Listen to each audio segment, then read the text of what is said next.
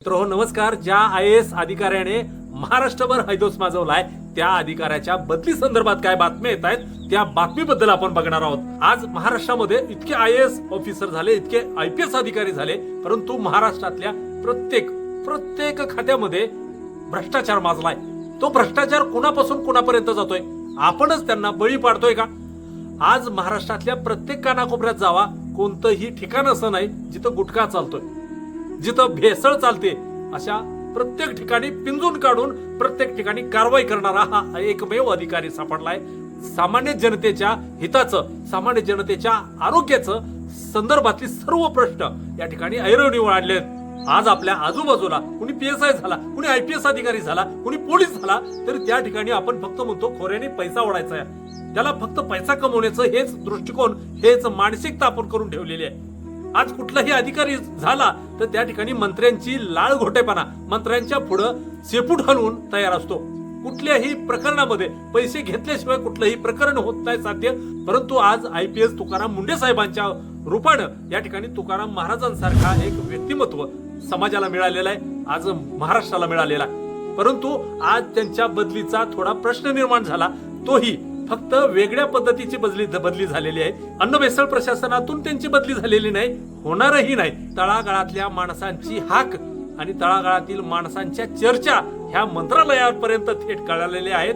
कारण की तळागाळातल्या लोकांपर्यंत हा संदेश गेलेला आहे की यांची जर बदली केली तर सर्वसामान्य माणसाच्या जीवाला धोका आहे. कारण की सर्वसामान्य माणूस जो दररोजचं अन्न खातोय त्या अन्नामध्ये भेसळ होते प्रचंड मोठ्या प्रमाणात. शहराच्या ठिकाणी दूध हे 100%, 99.99% दूध हे भेसळयुक्त असतंय, पनीर असतंय, दुधापासून अनेक पदार्थ बनले जातात. ते सर्व भेसळयुक्त दुधापासून, जे की हजारो लिटर फक्त केमिकलच पाजलं जात आहे, केमिकल खाल्लं जात आहे दररोजच्या जीवनामध्ये. आणि आपण विचार करतो की शहरामध्येच जास्तीत जास्त कॅन्सरग्रस्त, हार्ट अटॅक अशा पद्धतीचे अनेक रोग जे की फक्त केमिकलयुक्त खाण्यापासून, भेसळयुक्त खाण्यापासून होत आहेत. आणि हे कशापासून? आजपर्यंत आपण ह्या गोष्टी खात आलोय. परंतु ह्या तुकाराम मुंडे साहेबांची ज्यावेळेस या विभागावर बदली होऊन आले त्यावेळेस सगळं काही नाहीसं झालं. आज ज्या ठिकाणी तुम्ही हॉटेलवर जाल त्या ठिकाणी तुम्हाला भेसळयुक्त कुठलंच मिळणार नाही. त्या ठिकाणी सगळी स्वच्छता देखील आज त्यांनी नवीन आदेश पारित केलेला आहे. त्या ठिकाणी हॉटेलमधली स्वच्छता असेल, पाणी असेल, त्या ठिकाणी मला तर हे 2 ते 3 महिने झालं पनीर खायलाच मिळत नाहीये. आज ह्याच्या अगोदर नुसते ऑर्डर करायच्या अगोदर बनवून यायचं, परंतु आता नामोनिशात त्यांनी तो मेनूच गायब केलाय पनीरचा. मला सांगा, इतका प्रामाणिक जो आपल्या स्वतःच्या कुटुंबावर सुद्धा या ठिकाणी उदार अंतकरणाने या ठिकाणी समाजावर प्रेम करतोय, कुटुंबाला सुद्धा एक द्वितीय स्थान दिलेलं आहे त्यांनी.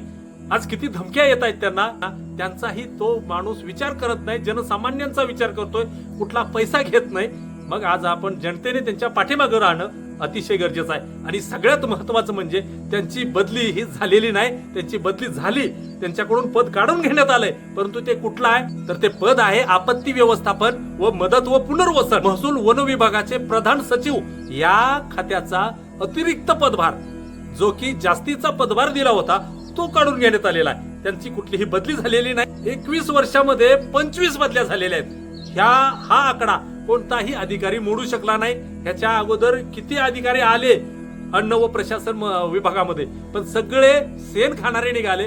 सगळे स्वतःच्या 70 पिढ्या जगवण्यासाठी लढले, 70 पिढ्या जगवण्यासाठी टेबला काढून घेतलं. परंतु हा अधिकारी कोणत्याही मंत्र्याला जुमानत नाही, कोणत्याही मंत्र्याच्या पुढे लाळ घोटेपणा करत नाही.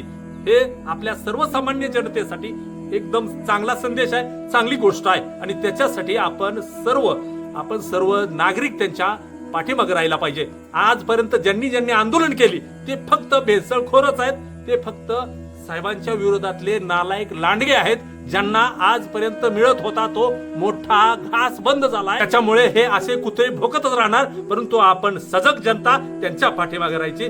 जय हिंद, जय महाराष्ट्र.